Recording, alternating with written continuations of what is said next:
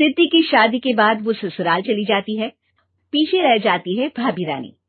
सिद्धि के ससुराल जाते ही भाभी कहती है, अरे वाह जी वाह, सारे कपड़े मेरे। हाय रे पैंट, अरे वाह वाह, मजा आ जाएगा। अरे ये सिद्धि की अलमारी के सामने खड़े होकर क्या बड़बड़ा रही है? जा जाकर देख मेहमानों को विदाई की मिठाई मिली कि नहीं।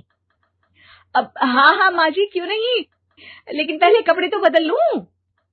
अब रानी आ जाती है सिद्धि के उन कपड़ों में जो वो ससुराल जाने से पहले घर छोड़ जाती है। अरे रानी, कुछ दिन रुक जाती। अरे ये तो सिद्धि बिटिया को मैंने ही दिया था, बड़ा ही फबता था उस पर, तुझ पर तो कुछ खास नहीं लग रहा। अब वो ना मेरे सारे कपड़े गीले थे तो सोचा पहन लूं। वैसे भी सिद्धि को कौन सा भी पुराने आउटडेटेड कपड़ों को पहनना है। वैसे भी ये सूट तो मैंने तभी पहना था, वैसे खास है भी नहीं ये। हाँ ठीक है, लेकिन ना मेरी सिद्धि पर तो जमता था। सारे मेहमान चले जाते हैं और सिद्धि ससुराल से मायके पहली बार आती है। अपना घर, अपना कमरा, अपनी अलमारी। ये बोलकर जैसे ही सिद्धि अलमारी खोलती है तो सामने उसके कपड़ों की जगह कुछ और ही रखा होता है। माँ, ओ माँ, जरा कमरे में तो आना। सास और रानी वहां पहुंच जाते हैं। रानी ने पहनी होती है सिद्धि की जींस और टी शर्ट। अरे भाभी, ये क्या? ये तो मेरी बड़ी ही महंगी टी शर्ट है, इसे आपने घर में क्यों पहनी है? अरे बहुत मिलती है दीदी ये चौक की मार्केट में, 150 में। ओ भाभी प्लीज, ये एरोपोस्टल है, 2000 की एक टी शर्ट। ओह, 2000 में तो दीदी 4 साड़ी आ जाए। अब क्या बोलूं? भाभी, ये मेरी अलमारी में छोटू के कपड़े, तो मेरे कपड़े कहाँ हैं? मेरी अलमारी में? अब दीदी आपको कौन से पुराने कपड़े पहनने थे? माना भाभी, लेकिन मैं जब घर आती तो यही सब पहनती ना। अरे तुम तो बड़ी कंजूस हो दीदी। खैर, वक्त आता है जब सिद्धि ससुराल के लिए रवाना हो रही होती है। अरे रानी, अंदर से सिद्धि का गिफ्ट ले आ, लड़की पहली बार ससुराल से मायके आई है। रानी अंदर जाती है और एक सिंपल सी साड़ी लेकर बाहर आ जाती है। ये लीजिए माँ जी। सास बेटी को गिफ्ट देकर ससुराल भेजती है। अगले दिन रानी एक सुंदर सी साड़ी पहनकर सामने आती है।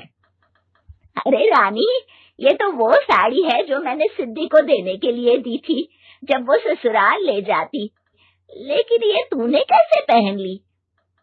अरे माँ जी, ये साड़ी तो मुझे बहुत पहले से ही पसंद थी, लेकिन चिंता ना करिए, मैंने सिद्धि के लिए भी अच्छी सी साड़ी दी है। हाँ। तभी सिद्धि का फोन आता है। क्या माँ, कुछ अच्छा तो दिया होता ससुराल ले जाने के लिए। अरे पहले दिखा दिया होता। ये चमकते हुए पैकेट में नौकरानी वाली साड़ी मत दिया करो माँ। अरे बेटे, वो तेरी भाभी ने ना गलती से उससे पैकेट बदल गया। हाँ, मैं कल ही तेरे भाई के हाथ से तेरा वाला पैकेट भेज दूंगी। अरे रहने दो माँ, आई एम श्योर भाभी ने अभी वही साड़ी पहनी होगी जो तुमने मेरे लिए रखी थी। तुम तो समझ नहीं पाई उनको। खैर छोड़ो, मैं ज्यादा बोलती अच्छी नहीं लगती, रहने दो, आपको उन्हीं के साथ रहना है, फिर बात करेंगे। सास को रानी पर गुस्सा आ जाता है। वो उसके कमरे में जाती है जहाँ वो शादी का एल्बम देख रही होती है। रानी, मार्केट जाकर एक ऐसी ही साड़ी लेकर आ, कल प्रतीक जाकर सिद्धि के घर दे आएगा। अरे क्यों माँ जी, कितनी साड़ी देनी है दीदी को? यहाँ कोई सेल लगी है क्या? अरे चुप कर, मेरे बेटी के हिस्से की साड़ी खुद पहन ली, अब ज्यादा ज्ञान बांट रही है। एक दिन सिद्धि का फोन आता है। माँ, मेरी सास ने आप सबको खाने पर बुलाया है। सारे लोग सिद्धि के ससुराल पहुंचते हैं। खाना खाकर वो लोग निकल रहे होते हैं कि सिद्धि की सास सभी को गिफ्ट देती है। अरे बहन जी, बेटी के घर का खाना खा लिया, यही बहुत है जो आप ऊपर से गिफ्ट भी दे रही है। अरे बहन जी, आप भी कहाँ इन बातों पर विश्वास कर रही हैं। सास सभी को गिफ्ट देती है, लेकिन रानी को जो साड़ी देती है वो अजीब सी हरे रंग की, लाल रंग की बड़ी छाप वाली होती है। अरे छी, ये कौन पहनेगा? सासू माँ को तो जरी वाली इतनी सुंदर, और मेरे लिए ये नौकरानी वाली। अरे भाभी, दरअसल मैं जब भी घर आती थी आप वापसी में ऐसी ही साड़ी देती थी ना, तो माँ ने सोचा कि आपको आपकी पसंद की ही साड़ी क्यों ना दी जाए। बेचारी रानी, बोलती भी तो क्या। सिद्धि और सास रानी का चेहरा देखकर हंसने लगती है, तो रानी समझ जाती है कि अपने ही बिछाए जाल में वो फंस चुकी है।